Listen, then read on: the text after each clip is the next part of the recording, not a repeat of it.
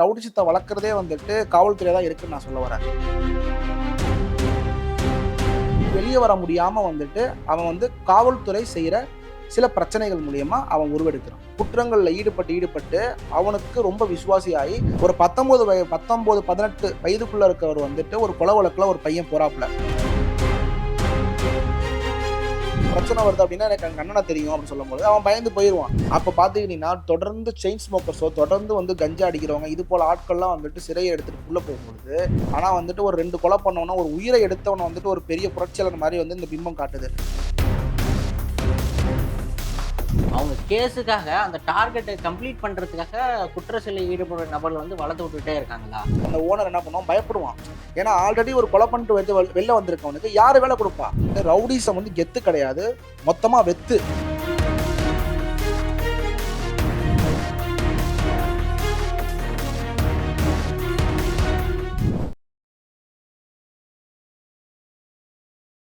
வணக்கம் ப்ரோ. வணக்கம். ஒரு சட்டம் அறிந்த ஒரு நபரா ஒரு ரவுடிசத்தை எப்படி பாக்குறீங்க? நான் பார்க்குற என்னோட வியூங்கிறத விட மக்களோட வியூவை ஃபஸ்ட் நான் சொல்லிடுறேன். மக்களோட வியூ எப்படி பார்க்குறாங்கன்னா வந்து மக்களுக்கு தேவையில்லாதது, தேவையற்றது.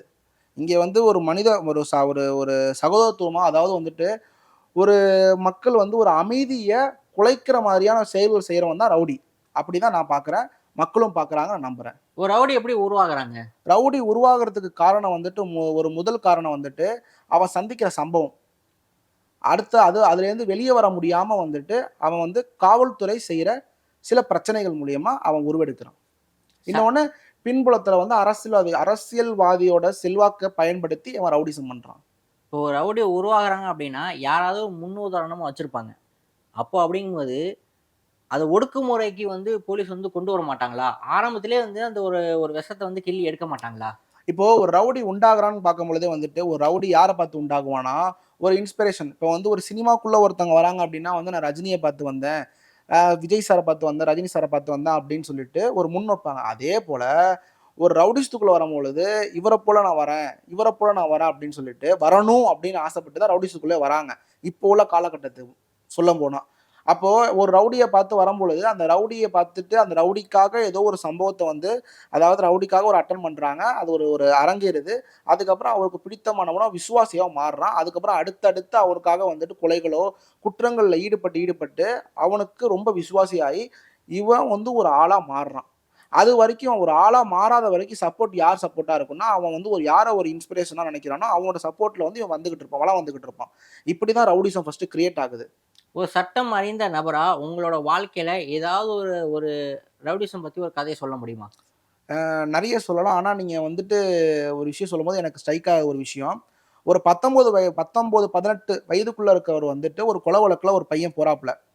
ஒரு கொலை வழக்குல அந்த குற்றம் செயல் பண்ணிட்டு அதாவது வந்து எதுக்காக அந்த கொலை நடந்தது அப்படிங்கிறத வந்து சொல்லணும்னா, அந்த குற்றம் செய்தவரோட ரிலேட்டிவ் வந்துட்டு அதாவது அவங்க அண்ணன வந்து கொலை பண்றதுக்கு அவங்க ஏரியாலயே அதாவது அவங்க ஒரு செட் பண்றாங்க. அதுவுமே ஒரு நிலத்தகராறுனால. அந்த நிலத்தகராறுல சண்டை நடக்கும்பொழுது, அந்த நிலத்தகராறுல வந்துட்டு அந்த அதாவது வந்து அந்த கொலை பண்ணவனோட அண்ணன மிரட்டினவர் யாரு அப்டின்னா வந்துட்டு, அவன் வேற அந்த ஏரியால ஒரு பெரிய ரவுடியா வலம் வந்துகிட்டு இருக்க ஆள். அப்போ வந்து மிரட்டும்பொழுது வந்துட்டு உன்ன கொன்னுடுவேன் அப்படின்னு மிரட்டும்பொழுது, சரி நம்ம அண்ணன கொன்றுவாங்க போலன்னு தம்பிக்காரன் என்ன பண்றான் அப்டின்னா, இவன நம்ம கொன்னா தான் நம்ம அண்ணன் உயிரோட இருப்பான்னு சொல்லிட்டு, இவங்களுக்குள்ள பேசி அவன கொல்றாங்க. அப்போ கொலை செஞ்ச நபர் வந்து போலீஸ் வந்து கைது செஞ்சிருச்சு. உள்ளேயும் போயிட்டாரு. அப்போ வெளியே வந்து திருந்தி தானே வந்திருப்பாரு. சிறைக்குள்ள போயிட்டா வந்துட்டு திருந்திருவாங்க அப்படின்னு வந்து நம்ம சொல்ல முடியாது. ஏன்னா, சிறை வந்துட்டு ஒரு மனிதன வந்துட்டு செதுக்கும் அப்படிலாம் சொல்றாங்க. அது வந்து சுத்தம். அது வந்து சிறை வந்து செதுக்குறது யார செதுக்கும்னா, ஒரு புரட்சியாளன ஒரு கொள்கை ரீதியா வந்து பயணிக்கிறவன தான் சிறை செதுக்கும். குற்ற செயல்ல ஈடுபட்டு போறவனுக்கு வந்துட்டு குற்ற ரீதியான வந்து நண்பர்கள் தான் பழக்கப்படுவாங்க. இன்னும் மேல மேல குற்றங்கள செய்ய தான் ஆசைப்படுவான். அதுல தள்ளப்படுவான். அப்போ வந்து சிறைச்சாலை வந்து தப்ப வந்து திருத்துறதுக்கான இடம் இல்ல. தப்ப வந்து தப்பு தூண்டுறதுக்கான ஒரு இடம். தப்பு தூண்டுறதுக்காக விட தப்பு அதிகம் உருவாகுறதுக்கான இடம் கூட சொல்லலாம் நம்ம. ஏன்னா, வடச்சென்னையில நீங்க பார்த்திருப்பீங்க. அத கூட நம்ம ஒரு பேஸ் பண்ணி நம்ம எடுத்துக்கலாம். ஏன்னா, இப்ப வந்து ஒரு ஒரு சிறை அப்படிங்கும் பொழுது, எல்லா விஷயங்களும் அங்க நடந்துகிட்டு இருக்கும். எப்படின்னா வந்து, ஒரு ஒரு 24 மணி நேரம் வந்துட்டு பார்த்துக்கிட்டீங்க அப்படின்னா, அவன் எத பத்தி பேசுவான், எத பத்தி சிந்திப்பான். கூட இருக்க நபர்லாம் யாரா இருப்பாங்க? குற்றம் செஞ்ச நபர்களா தான் இருப்பாங்க. அப்ப அப்ப அவங்களோட அவங்களுக்குள்ள சிந்தனை பேசும்பொழுது செயல்பாடு எல்லாம் அப்படித்தானே இருக்கும். நான் வந்துட்டு 2 தடவ வந்துட்டு குற்றம் செஞ்சிருக்கிறேன், கொலை பண்ணியிருக்கிறேன், நீங்க இத்தனை கொலை பண்ணீங்கன்னு அவனோட நட்புரீதி கிடைக்கும். அப்ப வந்து வெளிய வாங்கன்னு சொல்லிட்டு போய் பேசுறது, போறது, வர்றது. அப்ப சமுதாயத்துல கொலை பண்ணிட்டு உள்ள போயிருவான், சிறைக்கு போயிருவான். இப்போ சிறைக்கு 2 வகையா இருப்பான். ஒருத்தன் வந்துட்டு ஏதோ ஒரு மன உளைச்சல்லயோ, ஏதோ சம்பவத்துல அவன் தள்ளப்பட்டுருவான். கொலை பண்ணணும்னு தள்ளப்பட்டுருவான். அவன ஒரு கேட்டகரியா வச்சுக்கலாம். அவன் வந்து திருந்தி வாழ்றதுக்கான வாய்ப்புகள் கிடைக்கும். ஆனா, ஒரு கொலைய பண்ணிட்டு கெத்தா இருக்க என்ன பண்ணுவான் அப்டின்னா, அவன் கான்டாக்ட் வந்ததுக்கு அப்புறம் அவனுக்கு வந்துட்டு முதல்ல வெளிய வரும்பொழுது, அவன் வீட்டார்கள் வந்து அவன ஒதுக்குவாங்க. வீட்டார்கள் ஒதுக்குனதுக்கு அப்புறம், அடுத்த கட்டமா நீங்க பார்த்தீங்கன்னு வச்சுக்கோங்களேன், அவங்கள சார்ந்த நண்பர்கள் வந்து அவன ஒதுக்குவாங்க. இல்ல அப்டின்னா, அவன ஒரு பெரிய ஒரு பிரைடா வந்து அவன வந்து போர்ட்ரேட் பண்ணுவாங்க. ஸ்டேட்டஸ்ல வைக்கிறது, வாத்தியாரு. இப்போ உள்ள காலத்துல Instagramல பார்த்தீங்கன்னு வச்சுக்கோங்களேன், அவனுங்களே வந்து வாத்தியாரு, என் தலைவரு அப்டின்னு நான் ஒரு சொல்லிட்டு பெரிய ஆளா காட்டிக்கிறது நெறைய மக்கள் காட்டிக்கிறதுக்கு பிம்பமா வந்துட்டு உருவாக்குவாங்க. அதாவது வந்து அந்த இப்ப உள்ள காலகட்ட தலைமுறைகளுக்கு பார்க்கும்பொழுது, அந்த உள்ள சென்று வந்தவன் தான் ஹீரோ. எதனாலனா வந்து ஒரு பிரச்சனை வருது அப்டின்னா, எனக்கு எங்க அண்ணன தெரியும் அப்டின்னு சொல்லும்பொழுது, அவன் பயந்து போயிருவான். அப்ப அவன் தான் ஒரு ஹீரோ மாரி தெரிவான். ஆனா வந்துட்டு உண்மையிலேயே ஹீரோ யார் அப்டின்னா வந்து, ஒரு படிச்சு, கஷ்டப்பட்டு படிச்சு முடிச்சு ஒரு அரசாங்க உத்தியோகத்துல உட்கார்ந்திருக்கவன் தான் உண்மையான ஹீரோ. அப்ப சிறைச்சாலை உள்ள வந்து நெறைய போதனைகள் குடுக்குறாங்க. படிப்பு ரிலேட்டடா நெறைய விஷயங்கள் குடுக்குறாங்கன்னு சொல்லிட்டு நெறைய நான் கேள்விப்படுறேன். உதாரணத்துக்கு ஒரு ஒரு பையன் வந்து ஒரு தவறு செஞ்சுட்டு உள்ள போறான் அப்டின்னா, அவன் திருந்துறதுக்கான வேலைகள் தான் உள்ள நடக்கும்னு சொல்லி தான் நம்ம கேள்விப்படுறோம். அப்ப அது மாரி எதுவும் நடக்காதா சிறைக்குள்ள ஜெயிலுக்குள்ள? ஒரு எடுத்துக்காட்டுக்கு சொல்லணும் அப்டின்னு வச்சுக்கோங்களேன், சிறைச்சாலையில வந்துட்டு ஒருத்தன் வந்துட்டு தண்ணி அடிச்சுக்கிட்டு இருக்கான்.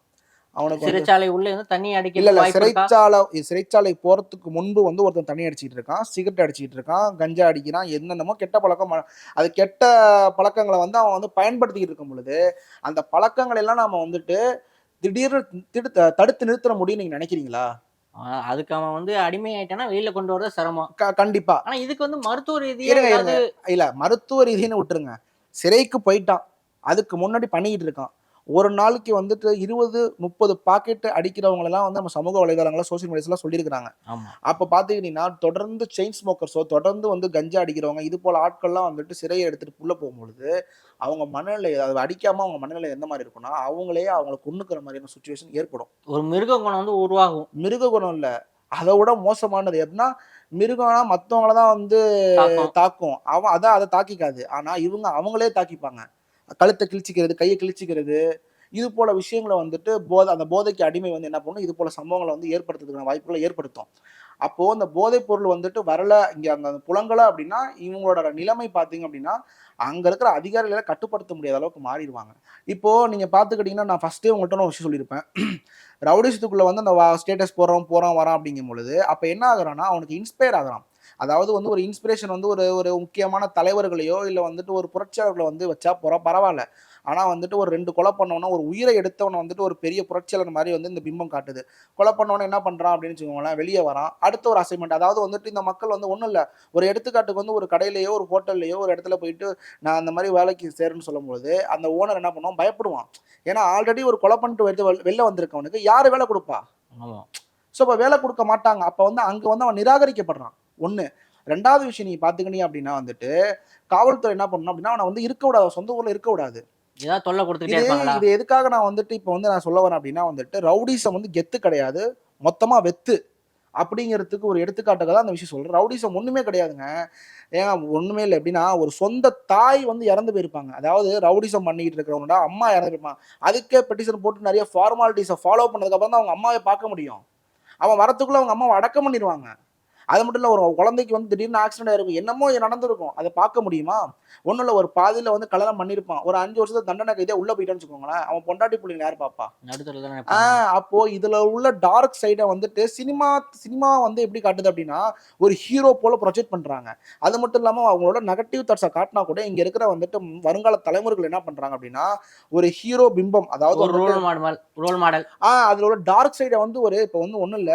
இப்ப வந்து ஒரு கொலை பண்றதையோ வந்து அவன் வந்து ஜெயிலுக்கு போயிட்டு வந்து வரும்போது மாலை போடுறதையோ வந்து ஒரு பெரிய ஒரு பிரைடா காட்டுற சினிமா துறை, அத வந்து அவன் வந்து செத்து போறதையும், அவன் வாழ்க்கையில அடிபடுறதையும் வந்துட்டு ஒரு பெரிய விஷயமா காட்டுனா, இங்க இருக்க தலைமுறைகள் திருந்தறதுக்கான வாய்ப்புகள் ஏற்படும் அப்படிங்கிறது வந்து என்னோட கண்ணோட்டமா இருக்குது. அது மட்டும் இல்லாம, உண்மையான ரவுடிசம் அப்படின்னு ஒண்ணுமே கிடையாது. ரவு பலம் உள்ளவன் அவன் என்ன பண்றான் அப்படின்னா வந்துட்டு, அவனோட பேக்கப்ல இருக்க சப்போர்ட்ட வச்சு என்ன பண்றான்னா, பாமர மக்கள்ட்டேருந்து அடிச்சு புடுங்குறது. இல்ல அப்படின்னா பிசினஸ் மேன்ட்ட அடிச்சு புடுங்குறது. இது போல விஷயங்கள பண்றவன் தான் ரவுடி. அப்போ அங்க போனதுக்கு அப்புறம் என்ன ஆகுது? அவனுக்கு வேலை நிராகரிக்கப்படுது. சொந்தங்கள் நிராகரிக்கப்படுறாங்க. எதுலயும் கலந்துக்க முடியல அப்படிங்கும் பொழுது, அவன் வேலைக்கு போமாட்றான். அப்ப காசுக்கு அவன் என்ன பண்ணுவான் அப்படின்னா, அடுத்த ஒரு அசைன்மென்ட்ட எடுத்து பண்ணணும்னு சொல்லிட்டு அவனுக்கு கால் வரும். அதாவது சிறையில பழகுன நண்பர்கள் மூலியமா வரும். அத காசுக்காக பண்ண ஸ்டார்ட் பண்ணுவான். அது இல்ல அப்படின்னா, நான் அந்த உண்மையான கதை சொன்னேன்னு, அந்த கதையில பார்த்துக்கிட்டீங்க அப்படின்னா, அவர் உள்ள போயிட்டு வெளிய வந்ததுக்கு அப்புறம், அவர்ட்ட வந்து அந்த கேஸ் நடத்த காசு கிடையாது. அப்போ ஒரு குற்றச் செயல்ல ஈடுபடுறாரு. எதுல ஈடுபடுறாருன்னா, ஒரு ராபரில ஈடுபடுறாரு. ராபரில ஈடு பண்ணி செயின அடிச்சு போனா, அந்த காச வச்சு பெயில் போடலாம். அந்த காச வச்சு நம்ம வந்து கேஸ நடத்திக்கலாம். அப்படிங்கும்போது, அதுக்கு வந்து என்ன பண்றாங்க, இன்னொரு கேஸ் போடுறாங்க. ஸோ, இவருக்கு வந்துட்டு இந்த கேஸ் நடத்த காசு வேணும். 1. இந்த கேஸ்லேருந்து வெளிய வரதுக்கு அதுக்கப்புறம் நடத்துறதுக்கு அப்பப்ப நடத்துறதுக்கு வாய்தா ஏகப்பட்ட வாய்தா வரும். பிரச்சனை அது ஒரு 1 வருஷம், 2 வருஷம் நடக்கும். இதுக்கெல்லாம் குடுக்குறதுக்கு காசு எங்கேருந்து வரும்? வேலை கிடையாது. அப்போ ஒரு ஒரு தவறான முறையில வந்து இன்னொரு காச இன்னொரு குற்றச் செயல்ல ஈடுபடுற மாரி இருக்கும். அதாவது வந்துட்டு ரவுடிசம் அப்படிங்கிறத விட ஒரு குற்றச் செயல்ல ஈடுபட்டுட்டா அப்படின்னா, சிறையா இருக்கட்டும், நீதிமன்றமா இருக்கட்டும், அவன பின்தொடர்ந்துகிட்டே தான் இருக்கும். காவல்துறை பின்தொடர்ந்துட்டே தான் இருக்கும். காவல்துறை நினைச்சா ஒரு ரவுடிசத்த கட்டுப்படுத்த முடியுமா? முடியாதா? அந்த குறிப்பிட்ட ஏரியாக்குள்ள. குறிப்பிட்ட ஏரியாக்குள்ள நான் என்ன சொல்றேன்னா, என்னோட பார்வையில பார்க்கும்பொழுது, ரவுடிசத்த வளர்க்கிறதே வந்துட்டு காவல்துறை தான் இருக்குன்னு நான் சொல்ல வரேன். எதனால அப்டின்னா வந்து, காவல்துறைய முடக்கணும் அப்டின்னா வந்து ஒரு ஒரு ஒரு தப்பு நடக்குது, ஒரு தப்பு நடக்குதுங்கும்போது ஒரு அவேர்னஸ வந்து கிரியேட் பண்ணியிருக்கலாம். அந்த ஏரியா மக்கள்ட்டயோ, இது போல ரவுடிசத்துல இருக்காங்க திருந்துங்க, இல்லன்னா வந்து தப்பு பண்ணா வந்து என்கவுண்டர் பண்ணிருவோம் அப்டிங்கிற மாரி வந்து எவ்வளவோ விஷயங்கள வந்து முன்னெடுக்கலாம். எவ்வளோ பேருக்கு என்கவுண்டர் நடந்திருக்குது. காவல்துறைய நான் தப்பு சொல்ல வரல. ஆனா, இருந்தாலும் ஒரு சைட்லயே நீங்க பார்க்கும்பொழுது, ரவுடிகள் அப்டின்னு பார்த்தா, காவல்துறை சப்போர்ட் இல்லாம தான் ஒரு ஏரியால வந்து இயங்க முடியுமா? முடியாது. அப்போ வந்து காவல்துறை சப்போர்ட் இல்லாம ஒரு ரவுடி இயங்குறான் அப்டின்னா, கன்ஃபார்மா அது இன்னொன்னு இயங்குறான் அப்டின்னா, காவல்துறைக்கு தெரியுமா? தெரியாதா? கண்டிப்பா தெரிஞ்சிருக்கும். அப்போ வந்து அவன் என்ன அதாவது வந்துட்டு ஒரு ஏரியாவ வந்து கண்ட்ரோல் பண்றதுக்குன்னு ஒரு ஒரு ஒரு காவல்துறை, காவல் கண்காணிப்பாளர், காவல் நிலையத்த வச்சிருக்கும்போது, அதுக்கு கீழ வந்து எவ்வளோ ஒரு கேடர்ஸ் வச்சிருக்காங்க அப்டிங்கும்பொழுது, ஒரு தப்பு பண்றான், சின்ன தப்போ, ஒரு அசம்பாவிதமோ, ஒரு அடிதடியோ எதுல ஈடுபட்டாலும், முதல்ல வந்து கூப்ட்டு வார்னிங் பண்ணுவாங்க. அப்ப வார்னிங் பண்ணும்பொழுதே வந்துட்டு, வார்னிங் பண்ணி அவன திருந்தறதுக்கான வாய்ப்பு குடுக்கணும். முதல்ல ஃபர்ஸ்ட்டு. ஆனா இந்த காவல்துறை என்ன பண்ணுது அப்டின்னா வந்துட்டு, திருந்துறதுக்கு வாய்ப்பே குடுக்காம, அவன மீண்டும் மீண்டும் ஒரு ஒரு ஒரு பொய் வழக்க புனைஞ்சு அதாவது பொய் வழக்கு போட்டு, அவன் மேலும் ஒரு பெரிய குற்றவாளியா பிரதிபலிக்குது. இதுதான் ஒருவேள உண்ம. காவல்துறை வந்து அவங்களுக்கு ஒரு அஜெண்டா குடுத்துருப்பாங்க. இத்தன வாரம், இல்ல இத்தன மாசத்துக்குள்ள இவ்ளோ கேஸ் வந்து நீ ஃபைல் பண்ணியிருக்கணும் அப்படின்னு. அவங்க கேஸுக்காக அந்த டார்கெட்ட கம்ப்ளீட் பண்றதுக்காக குற்ற செயலில் ஈடுபடுற நபர்கள வந்து வளர்த்து விட்டுட்டே இருக்காங்களா? இல்ல அப்படி சொல்ல முடியாது. குற்றங்கள் நடந்துகிட்டு தான் இருக்கு. ஏகப்பட்ட குற்றங்கள் நடந்துகிட்டு இருக்குது. ஆனா அந்த குற்றங்கள் வந்துட்டு நடக்கிறதுக்கான காரணம் என்ன? இவ்ளோ சட்டங்கள் இருக்குது. இவ்ளோ காவல்துறைகள் இருக்கிறாங்க. இவ்ளோ அரசு அதிகாரிகள் இருக்கு. எல்லாருமே இருந்தும் குற்றம் நடக்குது அப்டின்னா, அப்ப கண்டும் காணாம இருக்கிறது தான் உண்ம. ஒரு சட்டம் படித்த ஒரு நபரோட வேலைகள் என்ன?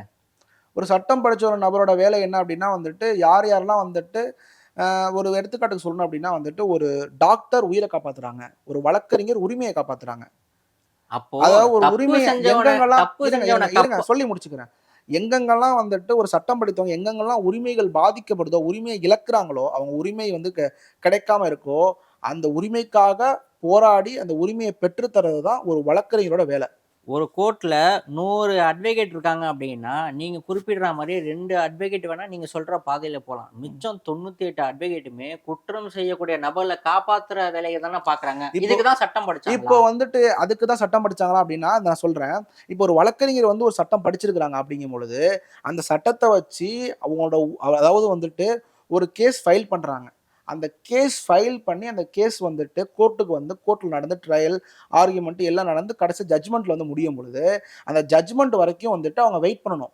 எதனாலனா, அவன் குற்றவாளியா, குற்றவாளி இல்லையா அப்டிங்கிறத வந்துட்டு கோர்ட் தான் வந்து சொல்லும்.